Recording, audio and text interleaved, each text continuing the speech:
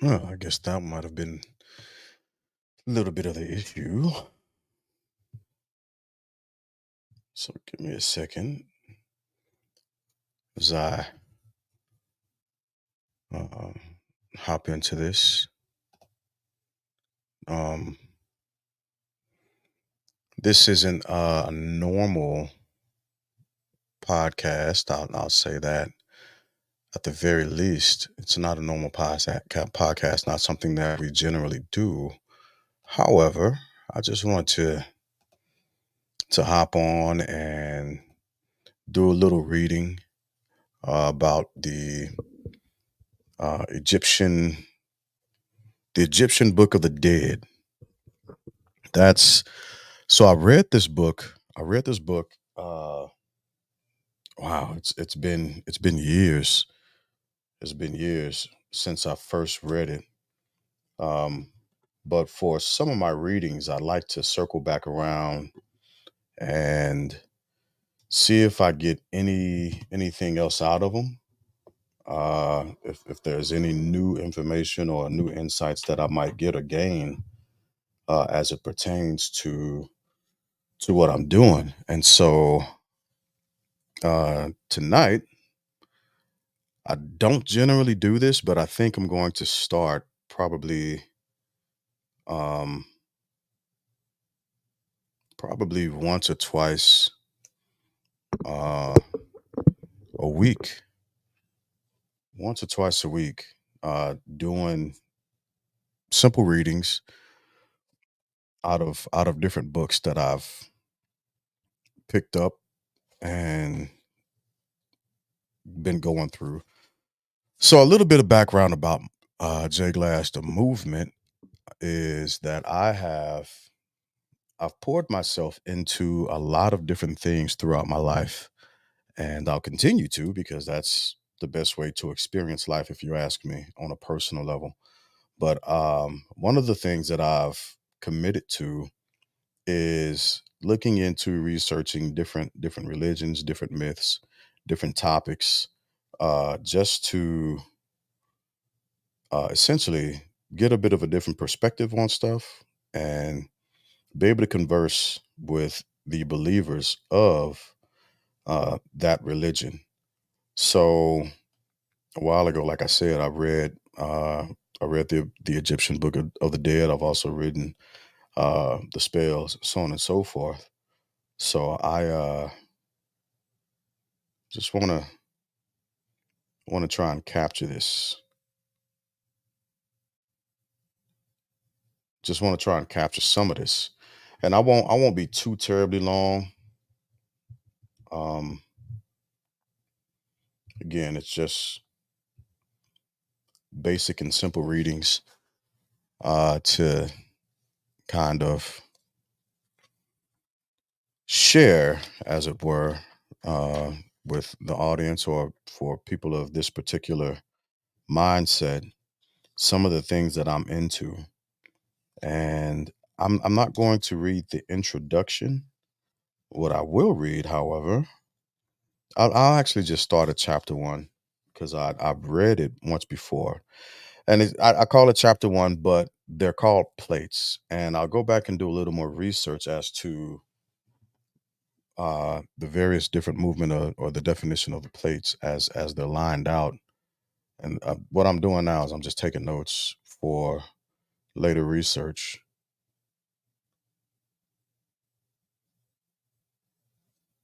For later research that I can go back and study and be a little more educated on, so that I can share my thoughts later on in life. So I'm gonna jump into the first plate, and hopefully this doesn't get me banned on any particular um, platform. And if it does, c'est la vie. I think I'll be okay. I think I'll be all right. I don't think it's going to hurt me or kill me too terribly much. So uh, join in if you have any questions, comments, or concerns. Feel free to ask. or to talk to me about it, or give me your opinions, your insights over what it is I'm reading. That'd be helpful. And so we start with plate one, and it reads as follows from the book, the Egyptian Book of the Dead. It says, the scribe Ani standing with his hands raised in adoration before a table of offerings, consisting of haunches of beef, loaves of bread and cake, vases of wine and oil, fruits, lotus, and other flowers. He wears a fringed white and saffron colored linen garment and has a wig, necklace, and bracelets, which is something in my craft we we are we're familiar with. Right, we do adorn ourselves and make sure that we are what's called appropriately dressed or clad in proper Masonic attire um, whenever we sit in what's called a tiled lodge. So that is something that's fairly familiar to something that we do, right? So anyway, I'll continue. I'll read that one over. He wears a fringed white and saffron colored linen garment and has a wig. We don't wear wigs, however, but he has a wig, necklace, and bracelets. Behind him stands his wife, Osiris, the lady of the house, the lady of the choir of Amun, Tutu, similarly robed and holding a sistrum and a branch in her right hand and a minute in her left. Now, this book has various different footnotes that I will go back and read on my own time, but I'm not going to take too much time and go through those right now. So, the first thing says, a hymn of praise to Ra when he riseth in the eastern part of heaven. Behold, Osiris, Ani the scribe, who recordeth the holy offerings of all the gods, who saith, homage to thee, O thou who hast come as Khepera, the creator of the gods. Thou risest, thou shinest, making bright thy mother, Nut, crowned king of gods. Thy mother Nut doeth homage unto thee with both her hands. The land of Manu receiveth thee with content, and the goddess Mayat embraceth thee at the two seasons. May he give splendor and power and triumph, and a coming forth as a living soul to see Horus of the two horizons of the Ka of Osiris, the scribe Ani triumphant before Osiris, who saith, hail, all ye gods of the temple of the soul, who weigh heaven and earth in the balance, and who provide food and abundance of meat. Hail, Tatunin, one creator of mankind and of the substance of gods of the south and of the north, of the west and of the east. Ascribe, yea, praise unto Ra, the Lord of heaven, the Prince, life, health, and strength, the creator of the gods, and adore ye him in his beautiful presence as he riseth in the Atet boat. They do dwell in the heights, and they do dwell in the depths of worship thee. Toth and Maat, both are thy recorders. Thine enemy is given to the fire, the evil one hath fallen. His arms are bound, his legs hath Ra taken from him.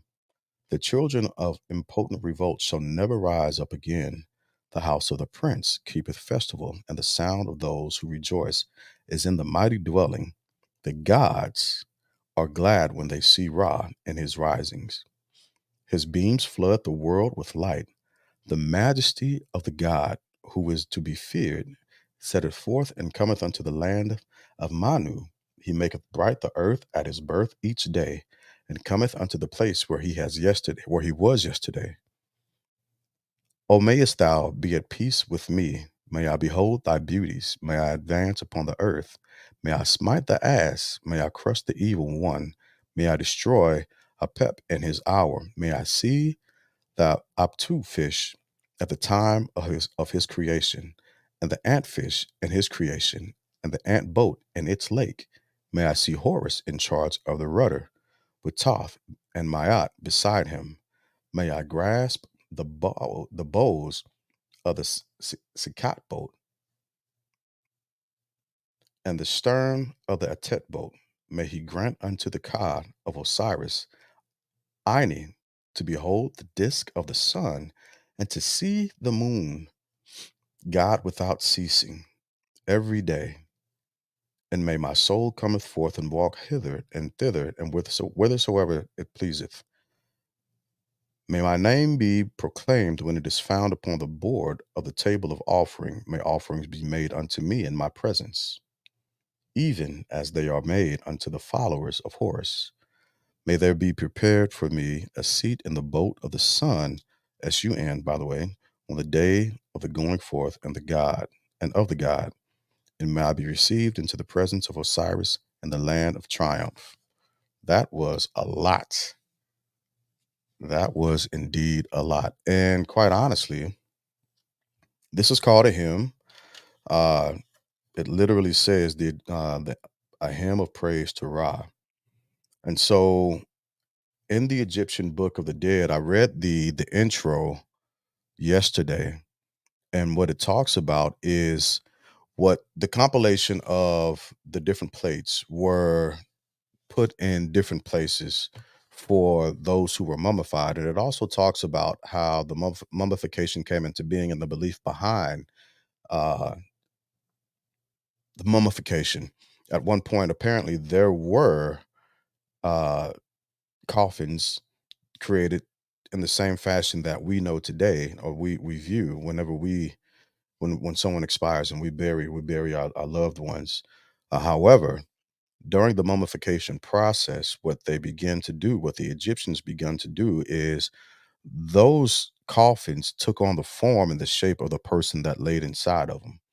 And the walls were aligned with these different quote unquote spells or hymns so that after the deceased person went through the once they went through the trials of Thoth as well as Anuba, Anubis, right? And their hearts were weighed in the balance with the feather. Once they came back and their mouths were unsealed, they were able at that point to begin to talk about the different spells, the different offerings, the different hymns that lay in their quarters, so that they could go through a series of trials and questions uh, to and through the different gods as they presented themselves, so that they can continue their journeys. And so that's everything that I got from the introduction that I read yesterday. Now I might actually go back and do a reading of the intro because it's a really really good intro, very vast intro, and there's a lot that goes into it.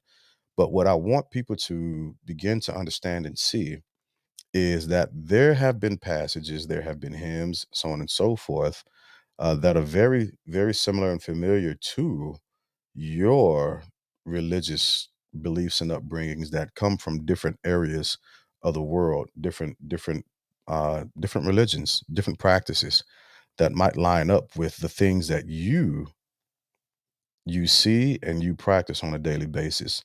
None of this that we do, none of the rituals, none of the prayers, none of the hymns that we sing, none of this stuff is new. Uh, and I haven't gotten into any of my personal religious beliefs because I don't subscribe to one specific religion. I I view religion the same way I view politics. I think it's very foolish for any of us to give total allegiance to any specific party. And the reason why, my reason behind that is when we give our allegiance over to a specific party, we indulge in a form of groupthink. And it's hard for us to move outside of that because we have no opposing forces that would challenge those thoughts or those practices. And so it could become very dangerous to a society, to an individual, to a society at large, if we give our allegiances over to a specific political party. Very much so, and very similarly so, I feel the same way about religions. Uh, and this is my personal, right? This is my personal belief. When we give our allegiance over to one specific belief without studying other different things, we begin to engage in a form of groupthink that can become very dangerous, and we can begin to stunt our own spiritual growth through those measures and through those means. So it's important for us to actually be open minded, be steadfast in your beliefs, right? That's fine. There's nothing wrong with that. But in order for us to grow, we should also give pause to people of various different beliefs and views, unless those views directly state that you should harm another person and oppose and become an oppressor or a seller in that fashion in a harmful way of your faith. I think that's a dangerous way to be. But be steadfast. If you're a Christian, be a Christian, right? If you're a Buddhist, be a Buddhist. If you are a Taoist, be a Taoist. If you practice any branch of Islam, by all means, hold your line and be steadfast in your beliefs. It's only right. Um, but don't be so closed-minded or so guarded that you can't hear, see, feel, or operate and communicate with somebody else. Because once you do that, you've closed off various different things that could help you. And so I'll spend simply tonight by reading plate one. It's fairly short, and plate two doesn't look to be too much longer, to be completely honest. But I'll spend the next 2 weeks doing this every few nights. And if anybody has any other discussion about it, by all means, hit me up. Let me know what you think. If there's a book that you want me to look into and read as well, I'll do it. I have no issue with that at all. What I'm not about to do is get into a lot of debate about what's being read. I won't entertain ad hominem. Uh, I will listen to what's presented and what people have to say, but I'm not here to debate your beliefs.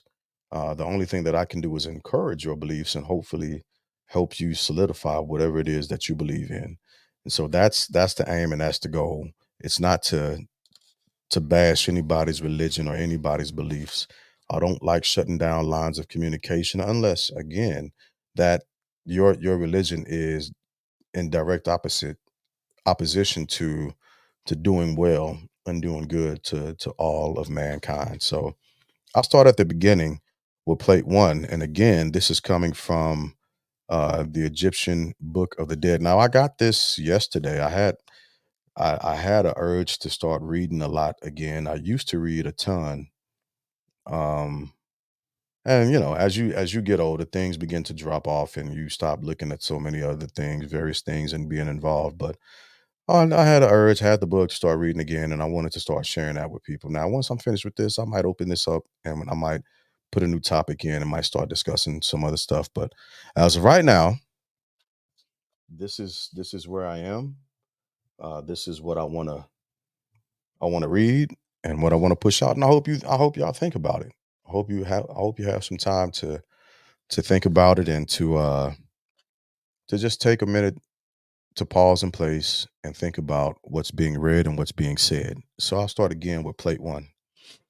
It says, the scribe Ani, standing with his hands raised in adoration before a table of offerings consisting of haunches of beef, loaves of bread and cake, vases of wine and oil, fruits, lotus, and other flowers. He wears a fringed white and saffron colored linen garment and has a wig, necklace, and bracelets. Behind him stands his wife, Osiris, the lady of the house, the lady of the choir of Amun, Tutu, similarly robed and holding a sistrum and a branch in her right hand and a minute in her left. That is the description of what's going on and what's going down around this hymn.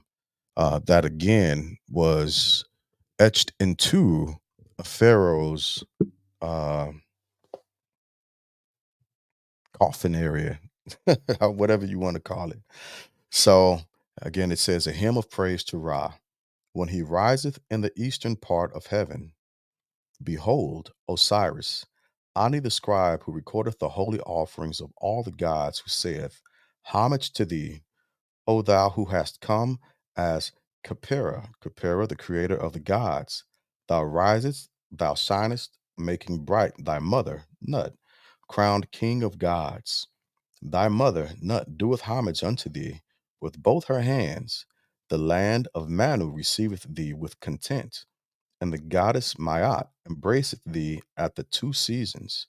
May he give splendor and power and triumph and a coming forth as a living soul to see Horus of the two horizons of the god of Osiris, the scribe Ani, triumphant before Osiris, who saith, Hail, all ye gods of the temple of the soul, who weigh heaven and earth in the balance, and who provide food and abundance of meat. Hail, Tatunin, one creator of mankind, and of the substance of the gods of south and of the north, of the west and of the east.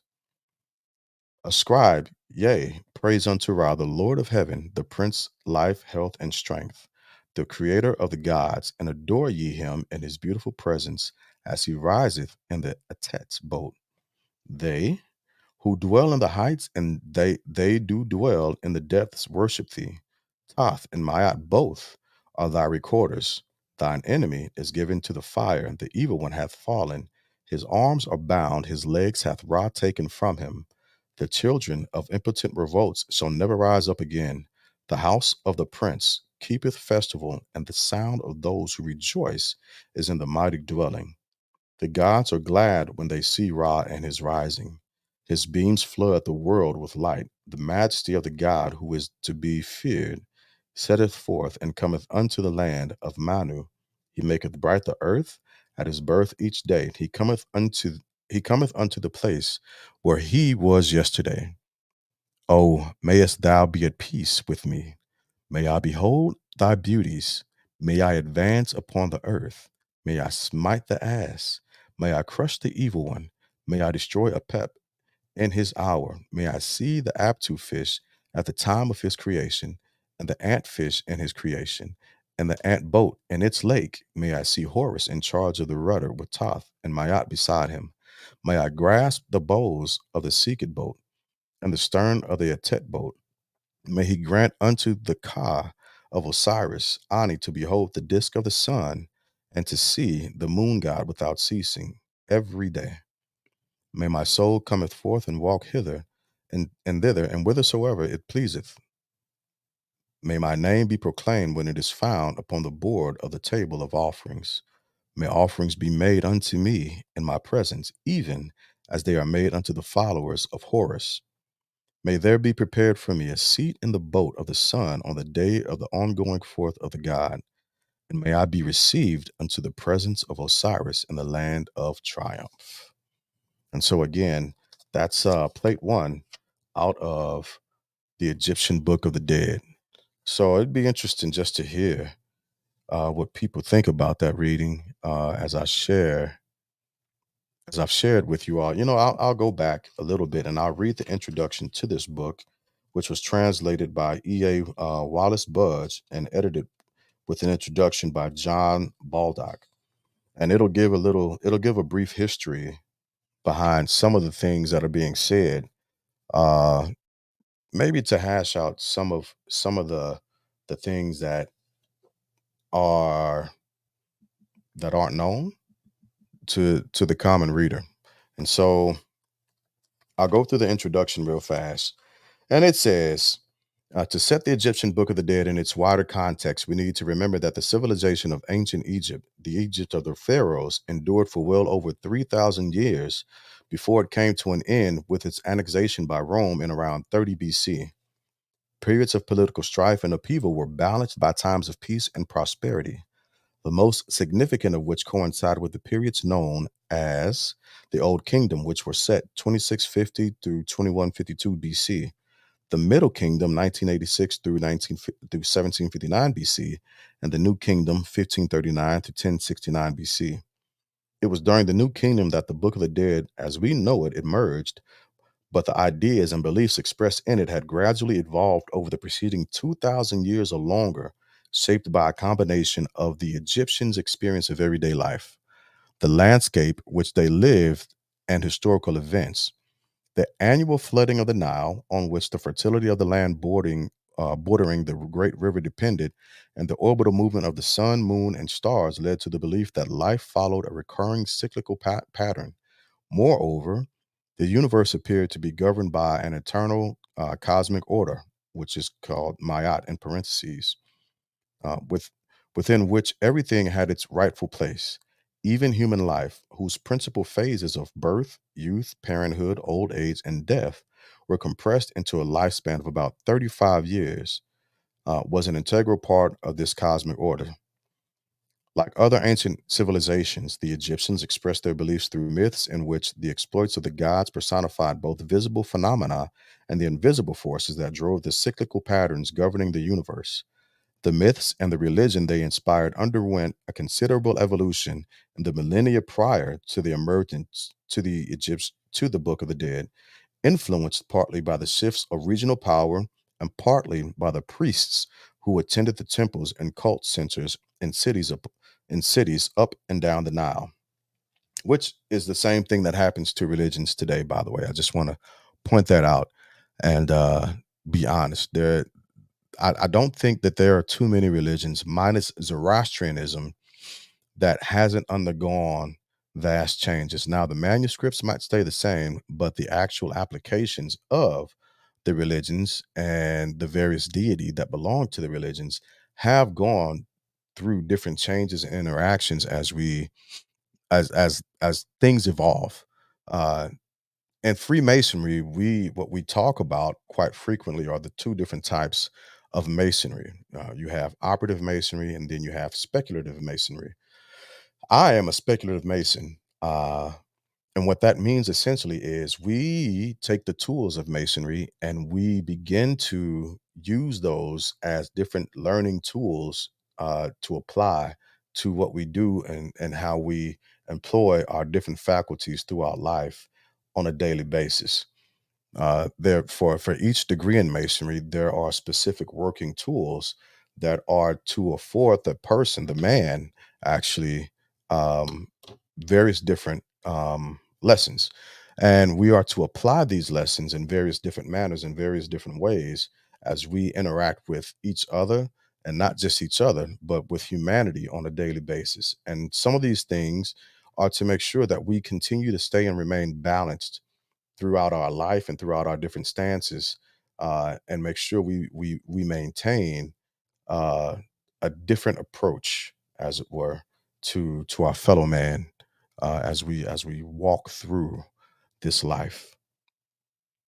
Okay, so let me pick this back up. Let me see where I left off. I should have kept my finger there. Started talking too much. Like other ancient civilization express beliefs through myths. Blah, blah, blah, blah, blah, blah. I read that part already. Okay, so I will start right here. All right. Yeah. However, two elements remain constant: the prominence of the various gods associated with the sun, uh, Ra, Horus, and Aten, and the central role of the king or pharaoh. The latter made offerings to the gods on behalf of his subjects, and the gods reciprocated by giving life to the pharaoh and his people.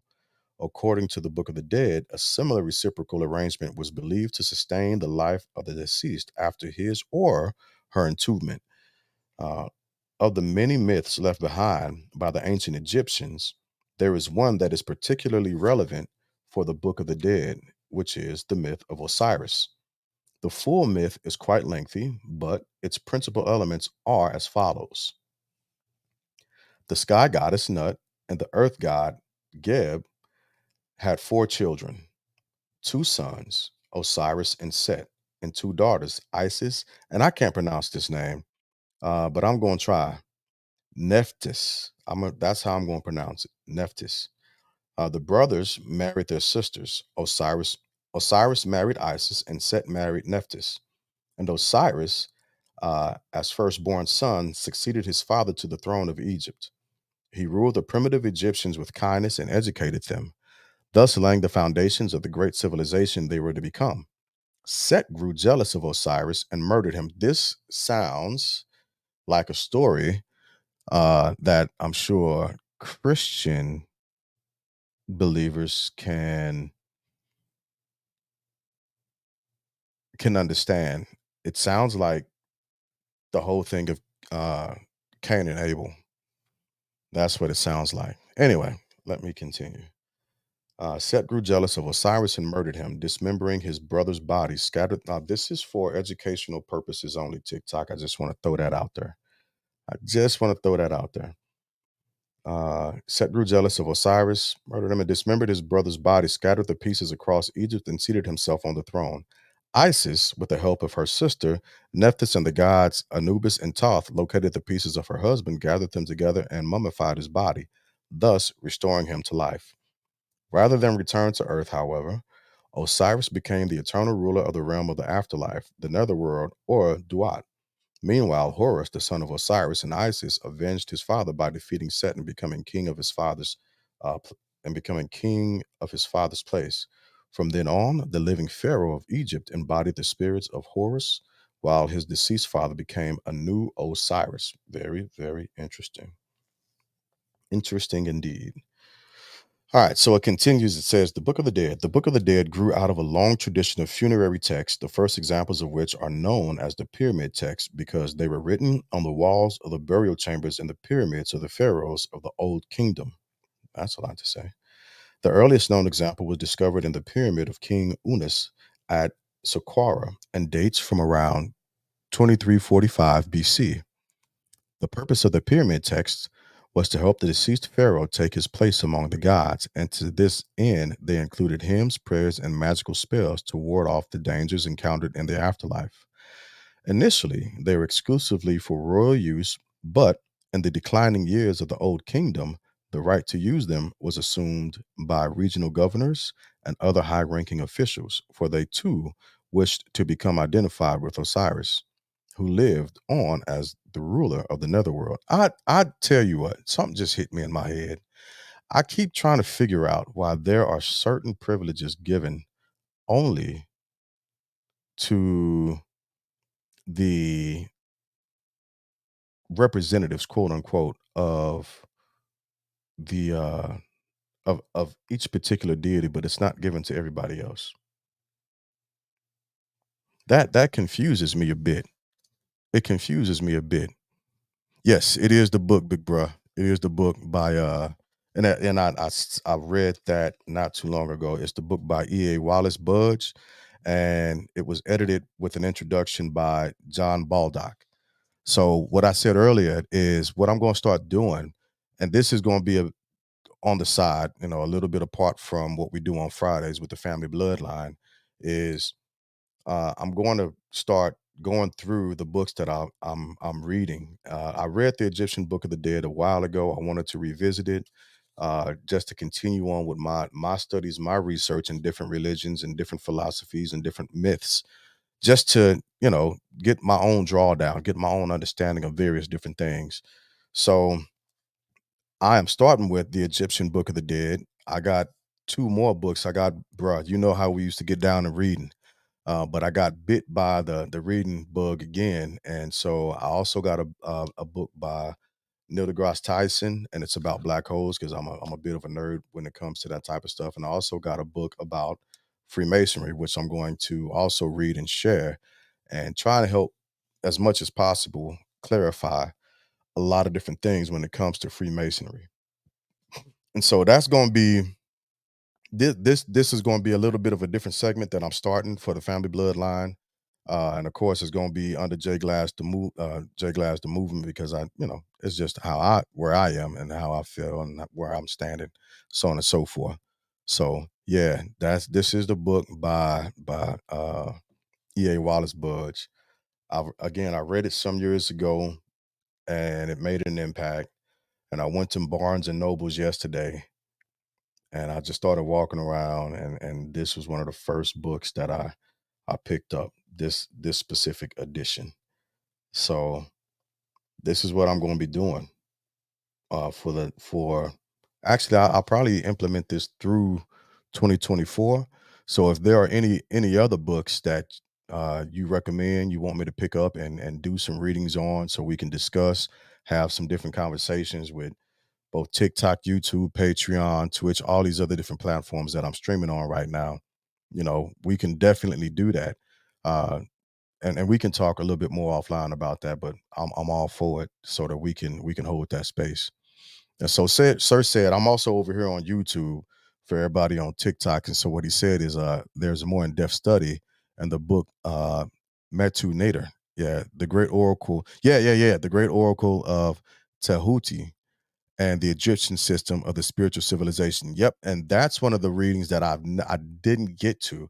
I did read the Egyptian book of spells because I wanted to see why everybody keeps telling everybody to stay away from these different quote unquote movements of witchcraft. And it's hard for me to just regurgitate things that people are saying if I don't have an understanding of why they're saying. And so years ago, I read that book and I read it thoroughly.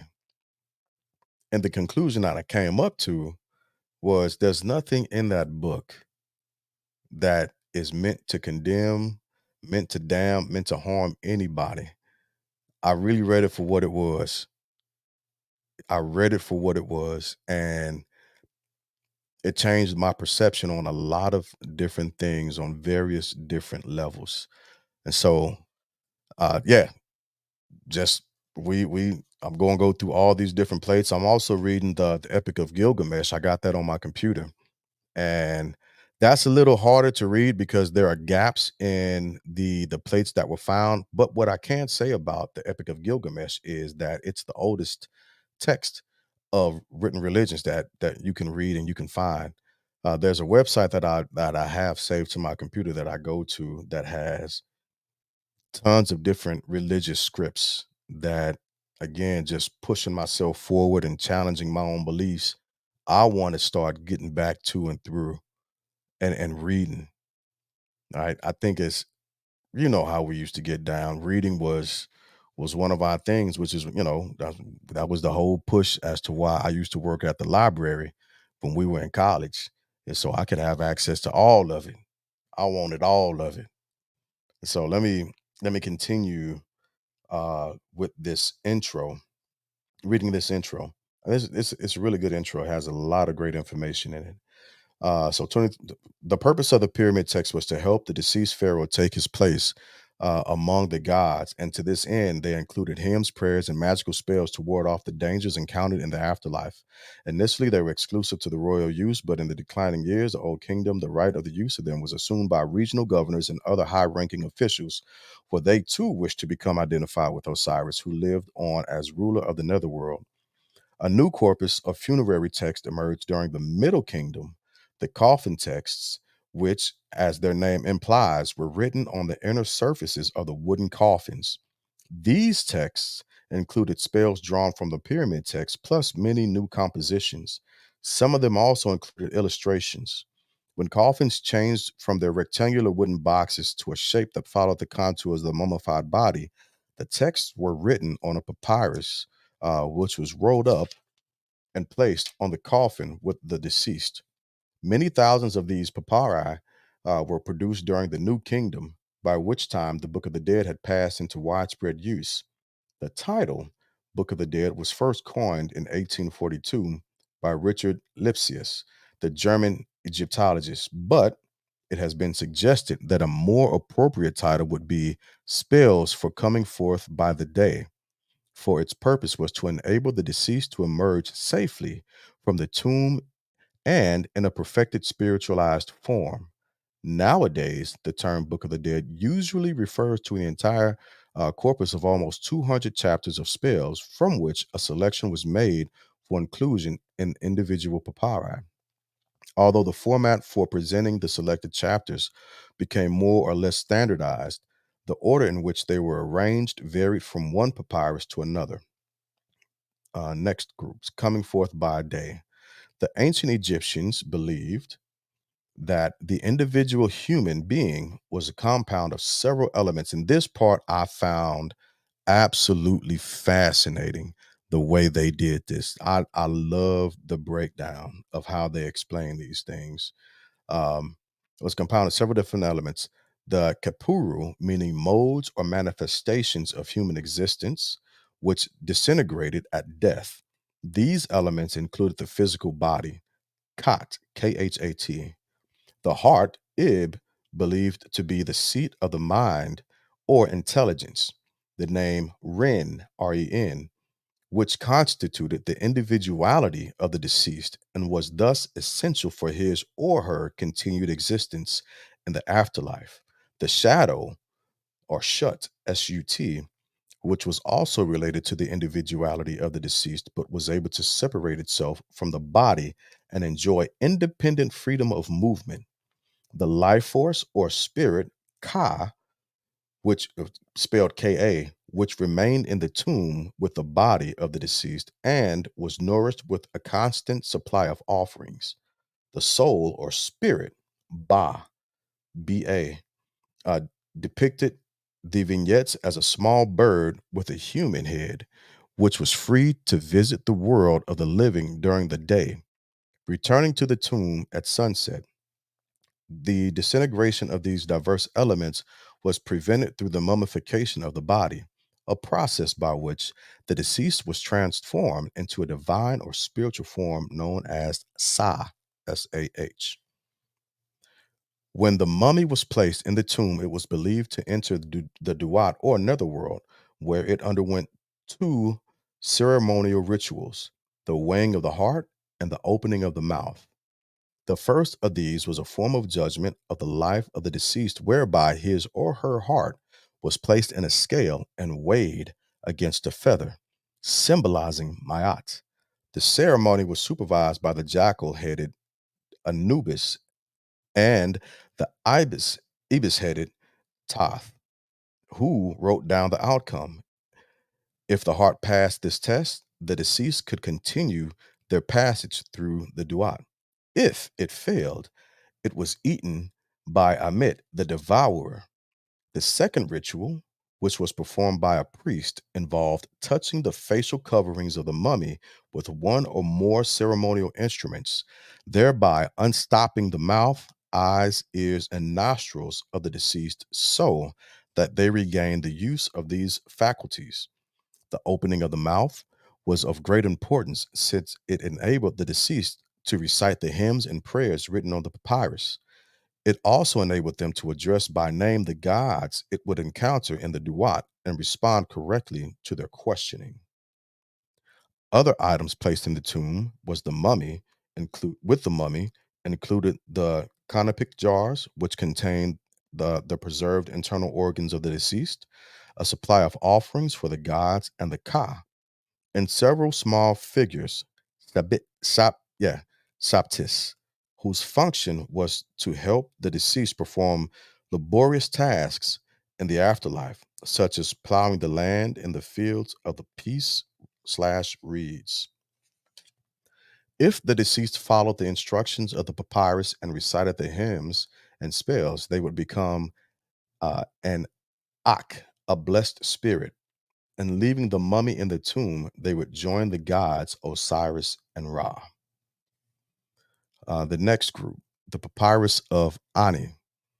The Papyrus of Ani, which dates from around 20 or 1275 BC, was found at Thebes and purchased by the British Museum.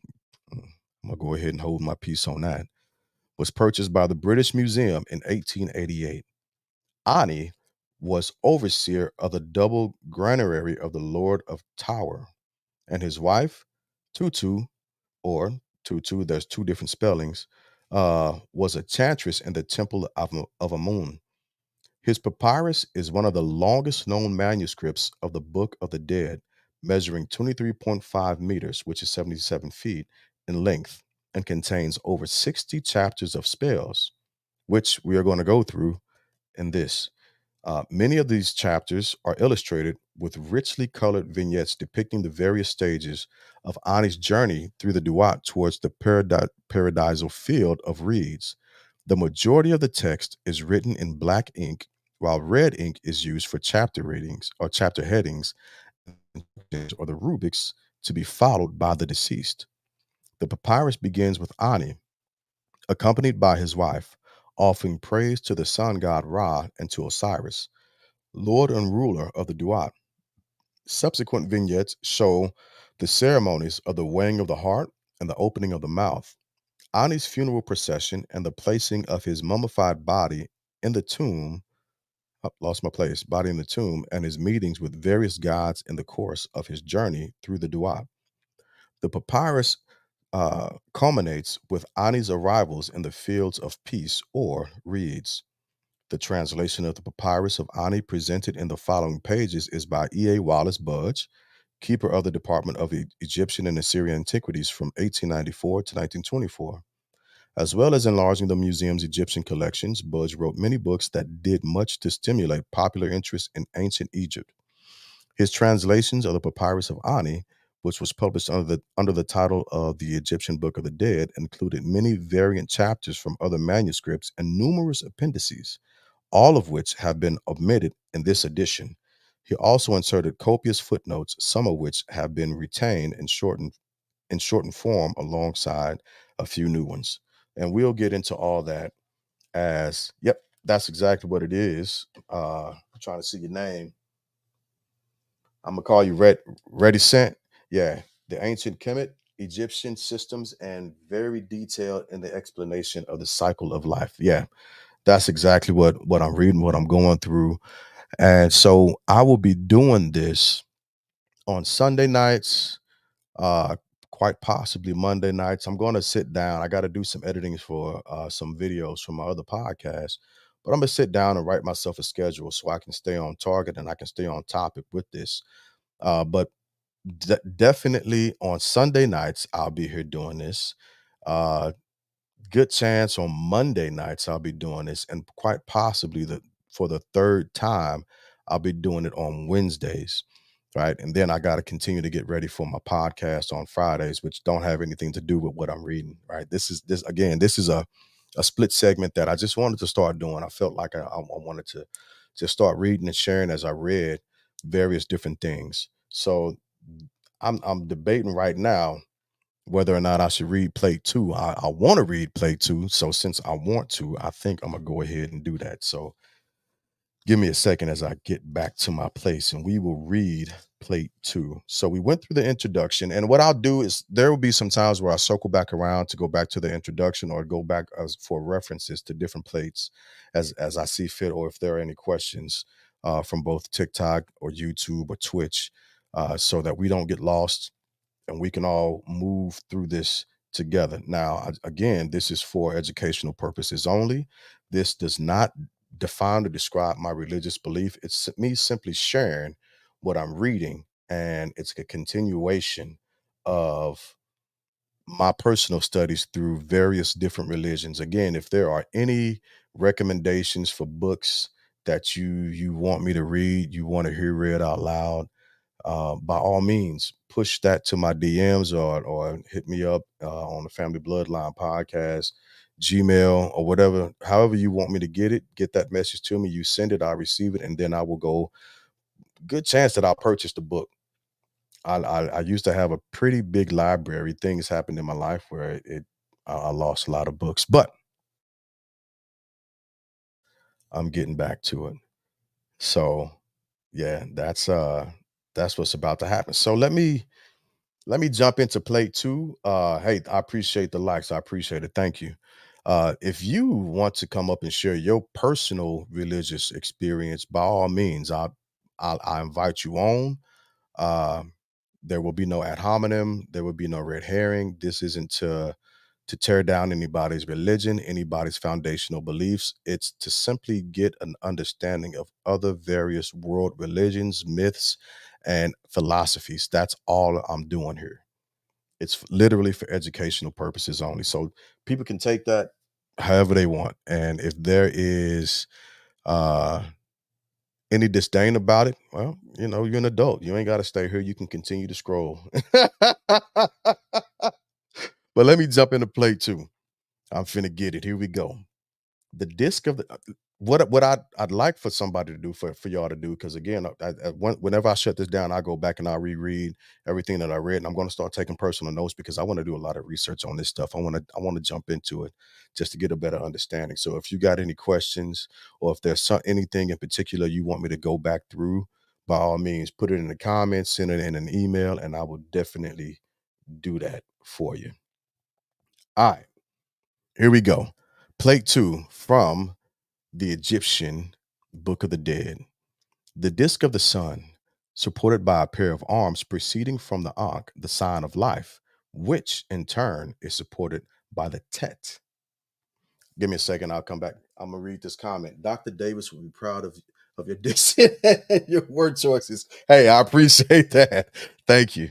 Thank you. I definitely appreciate that. It's something that my mom made sure I knew how to do when we were kids. So let me continue with this. The disk of the sun, supported by a pair of arms proceeding from the Ankh, the sign of life, which in turn is supported by a Tet, the emblem of the east and of the god Osiris.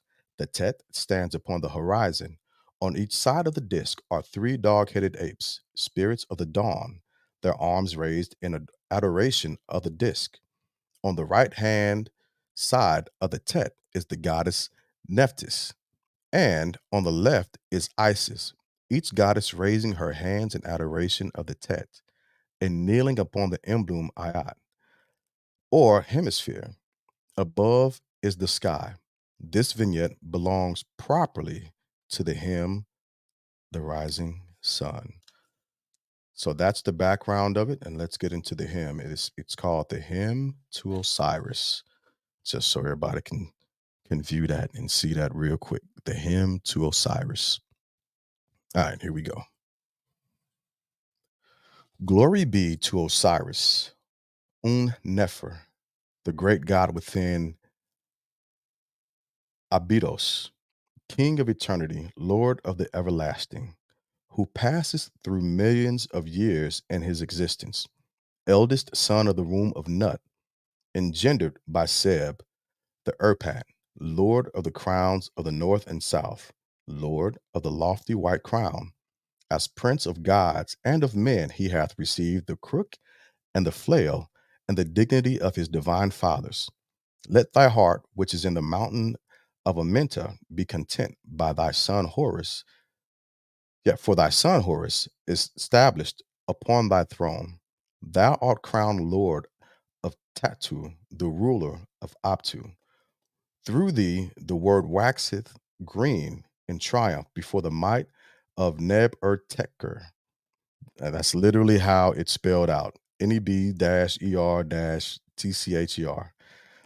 He leadeth in his train that which is, and that which is not yet in his name. Taherseta Neph. He toweth along the earth in triumph, and his name Seeker. He is a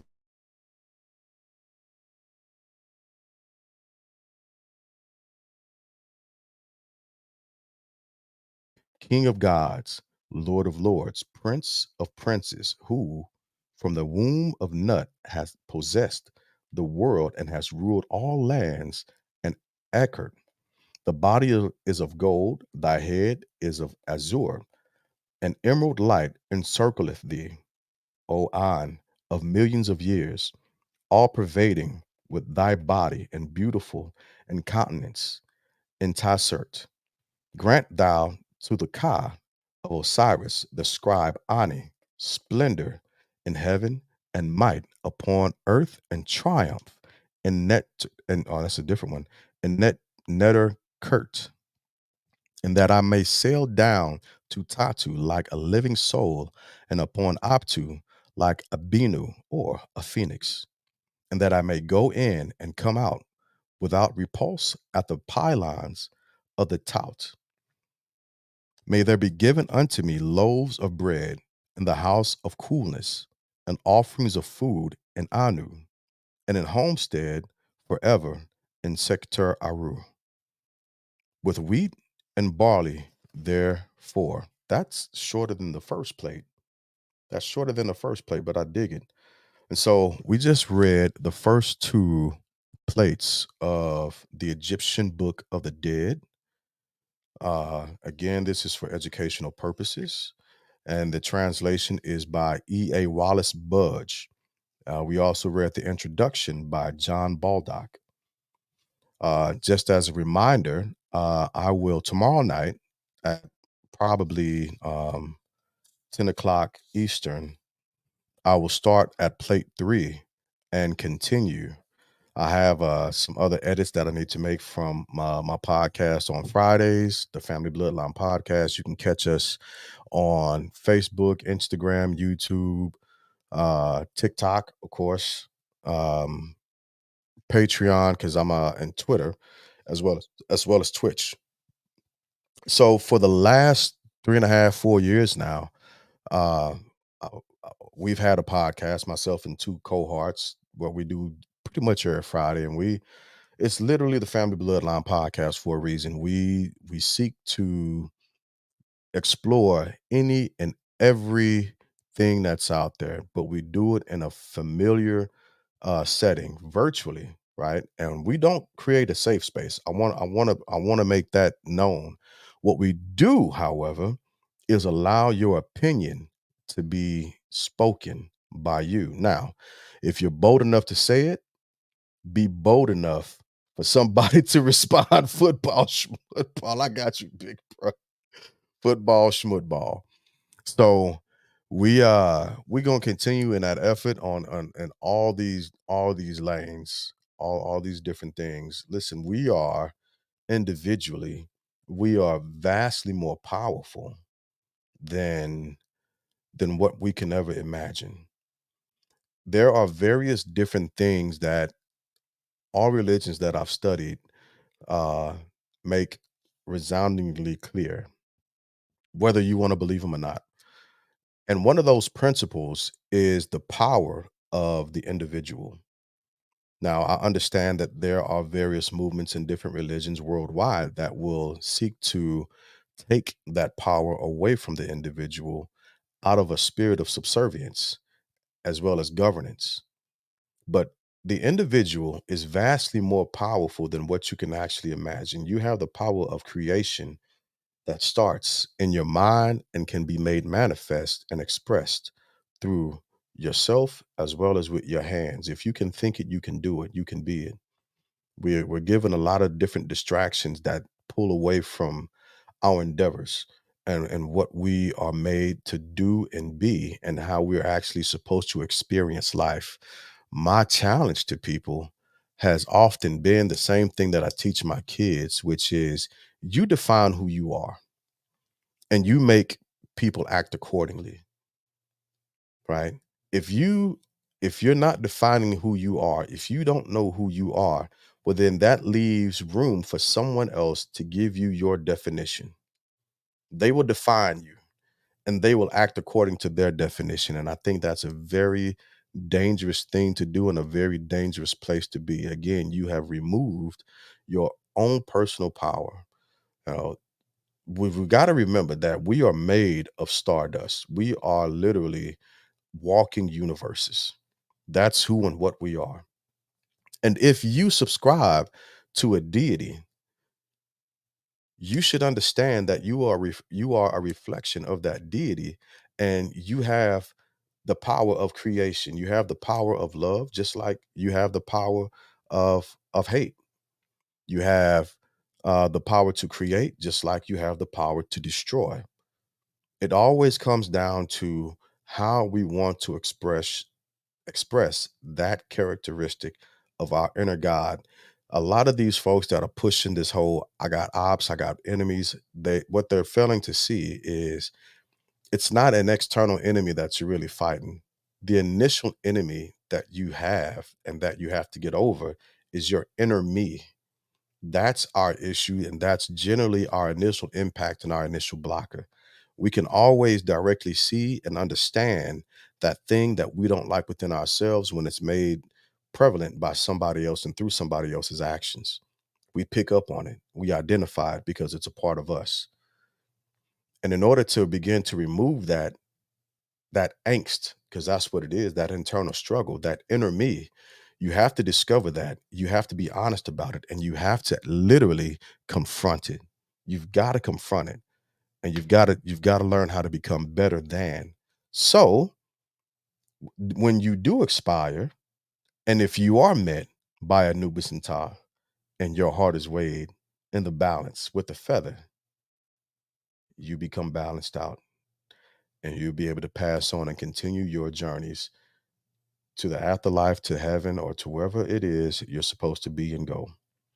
So I definitely appreciate everybody hanging out with me tonight and listening to me read from the Egyptian Book of the Dead. We're going to continue this again tomorrow. I will set a timer up uh, to expand on this again.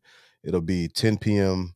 Eastern Standard Time, 9 p.m. Central Standard Time, 7 p.m. Pacific Standard Time, so we can continue this. So again, thank y'all for hanging out with me. I'm not going to play an outro like I do on the Family Bloodline podcast on Fridays. I am simply going to sign out and wish y'all the best and be a better person tomorrow than what you were today. Be peaceful.